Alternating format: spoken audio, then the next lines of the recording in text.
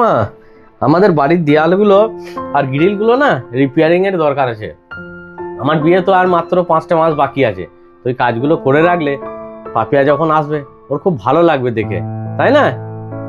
তুই বাড়ি বাগাস আর যাই করিস, তোকে তো এখানে থাকা যাবে না। বিয়ের পর তো তোকে ভাড়া বাড়ি যেতেই হবে। কেন মা, আমাদের নিজেদের এত বড় বাড়ি থাকতে ভাড়া বাড়িতে কেন উঠবো? বৌমা তো তার মা বাবা আত্মীয় স্বজন ছেড়ে আমার বাড়ি আসছে, তাহলে তুই বা যাবি না কেন? তুইও আমার বাড়ি ছেড়ে ভাড়া ঘরে গিয়ে বউকে নিয়ে থাকছিস।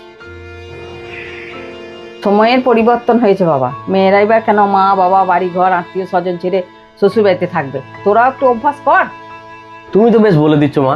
তাহলে রাত বিয়েতে হঠাৎ করে যদি তোমার আর বাবার শরীর খারাপ করে তখন কে দেখবে? তুমি কাকে ডাকবে? পাপিয়া তো তার মা বাবার একমাত্র সন্তান, তার মা বাবার শরীর খারাপ হতে পারে না? বৌমা তো তাদের মা বাবার একমাত্র সন্তান, তারা যদি তাকে ছেড়ে থাকতে পারে তাহলে আমরাই বা তোকে ছেড়ে থাকতে পারবো না কেন? তুই অত চিন্তা করছিস কেন? এখন তো ফোনের যুগ, তোর কাছে ফোন আছে, একটা ফোন করে দেবো। তাছাড়া তোর কাছে বাইকও আছে, ফোন করে দিলেই তুই চলে আসবি।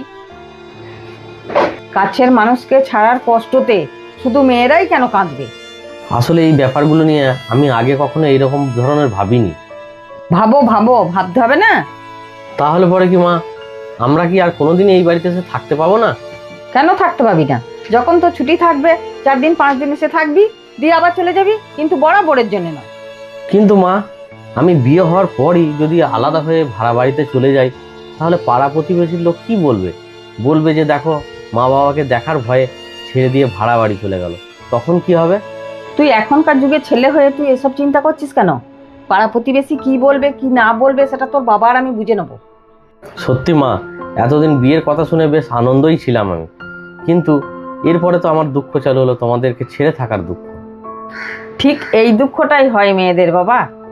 হুম। আনন্দের সঙ্গে সঙ্গে দুঃখটাও ভাগ করে নিতে শেখ, না হলে সহধর্মিনীর সঙ্গে সহযোদ্ধা হয়ে উঠবি কি করে? বেশ, তোমাদের যখন এই মত মা, তাই হবে। শুধু মেয়েরা কেন আত্মত্যাগ করবে, ছেলেরাও একটু করুক, তবে তো মেয়েদের আত্মত্যাগের মূল্যটা বুঝবে। মেয়েরা যেমন তার পরিবারকে ছেড়ে এসে অন্য পরিবারকে আপন করে নিচ্ছে, এই মূল্যটা কিন্তু ছেলেদের সব সময় দেওয়া উচিত। ভিডিওটা কেমন লাগলো? ভালো লাগলে শেয়ারের মাধ্যমে ছড়িয়ে দেবেন, আর আমার পেজটা ফলো করে আমার পাশে থাকবেন। নমস্কার।